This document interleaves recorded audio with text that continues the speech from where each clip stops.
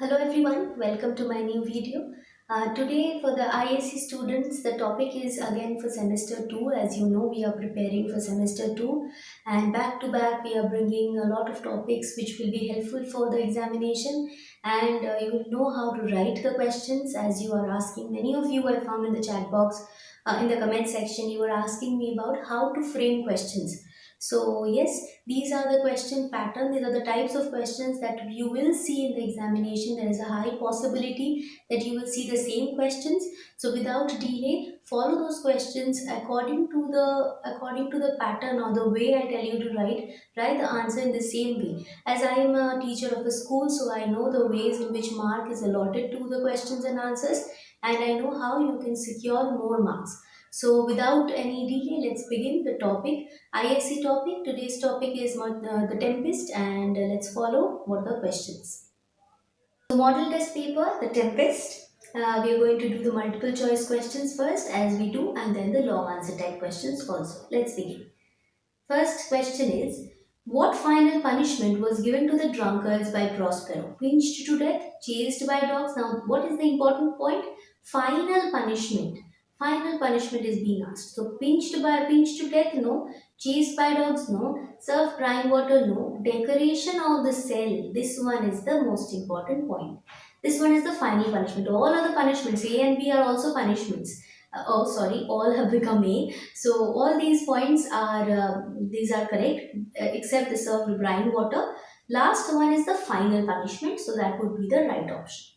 Coming to second question, what did Prospero not promise the king during their return journey? So what is the hint over here? Not promise, not promise, not just promise, but it is not promise. Negative. Calm seas, auspicious gales, super fast sailing, all of the above. All of the above is not the correct option because it is not promise the king. What did Prospero not promise the king during their return journey? So it is. Do you think that this question is a correct one? Because calm seas, yes, it is provided. Next, auspicious gales, yes, it was promised. Super fast sailing, that also was promised. So here is a mistake made by me. I'm extremely sorry. None of the above it should be. This is option number D is correct, but the option should be none of the above. The word is wrong over here. None of the above.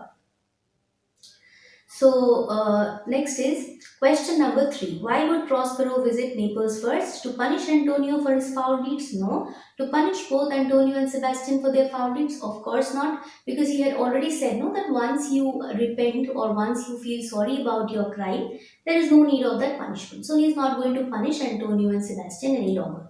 Although they were not sorry, quite sorry at all. Next, number C. To see the nuptial of Ferdinand and Miranda? Yes, this is the one. All of the above, no.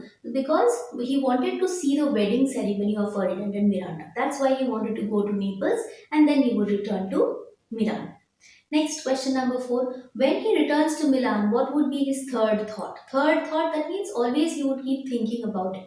Wish to die fast? No. Wish to die after the marriage? Not at all. Both A and B incorrect. Wish to die in Milan, his birthplace. He wanted to die over there. You know, many old people will say that I want to die in my motherland, the land where I was born. So it is option number D.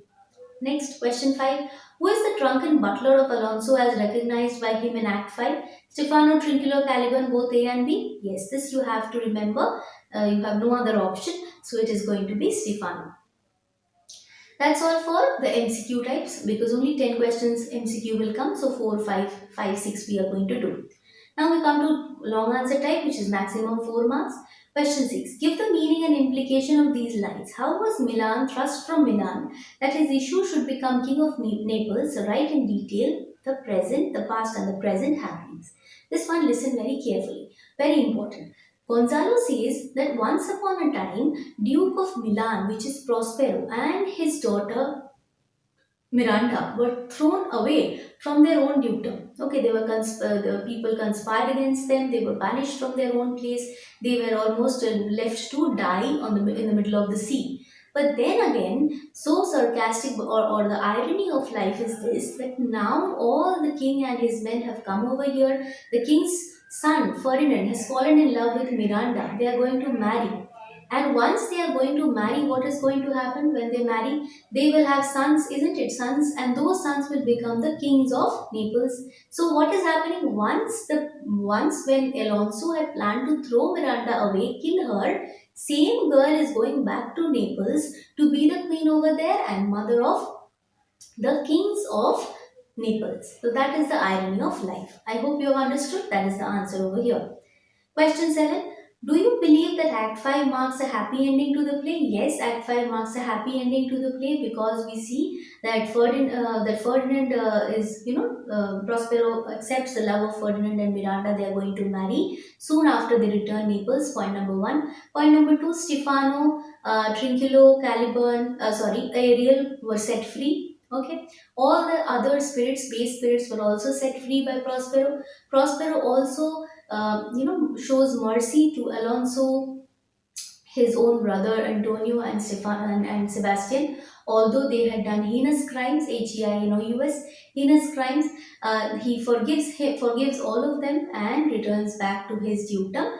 He also gets back his dukedom and he realizes this is the time when he has realized that he must take care of his dukedom rather than involve himself in more and more magic. So he gives away all his magic books and wand and everything over here and returns like a common man to carry out the responsibility in his dukedom. So all these mark a happy ending to the play, and that is all. You have got your 4 points. Next, question number 8. Discuss how mercy and forgiveness becomes an integral theme of the play. Mercy and forgiveness. This one again, you have to talk about the same things that according to Prospero, mercy is something which is the most powerful virtue of a man. When somebody has, which is better than any kind of revenge. First point. Then he believes that once a person has realized his mistake, there is no need of punishing him any longer. Point number 2. 3. He shows mercy to Sebastian, to Antonio, to Alonso, who had done a heinous crime, who had thrown him out so treacherously, conspired against him and his daughter, such a young daughter. Even then, he shows mercy to them and he shows mercy to Caliban also. He's going to give his island to him and return back. He's also going to free Ariel. He did not have, there's no, no hint that he tortured Ariel a lot. There were tasks given to him, but no torture was done to him. As promised, Ariel was also set free along with the other spirits. So mercy and forgiveness. Mostly we will talk about Alonso,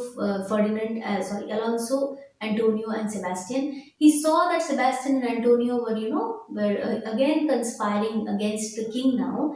He still forgave them, all of them, and returned peacefully to his own dukedom. So here is all about mercy and forgiveness in this story. So that's all. I think this much is clear to you, and there is no doubt. If there is doubt, if you think still it is not clear how to write questions, and if you think these types of questions are important, do tell me. I'm going to bring your next topic also on these type of questions. The next video would also be on them. That's all. Hope you have a nice day, and that's all. Bye bye. Thank you so much.